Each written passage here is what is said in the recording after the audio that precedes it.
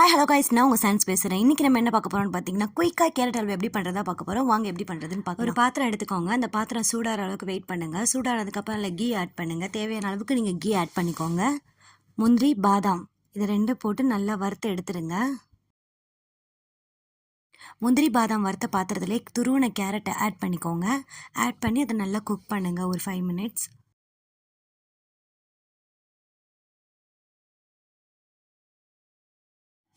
Milk add பண்ணிக்கோங்க. Milk add பண்ணி நல்லா குக் பண்ணுங்கள்.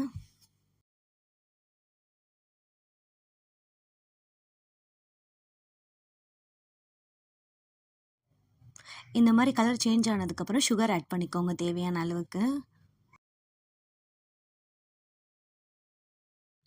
ஏலக்காய் 4-5 பீஸ் எடுத்து இந்த மாதிரி தட்டி இதில் போடுங்க. போட்டுட்டு இதை நல்லா ஒரு வாட்டி கிண்டி விட்டுருங்க. கீ ஆட் பண்ணிக்கோங்க.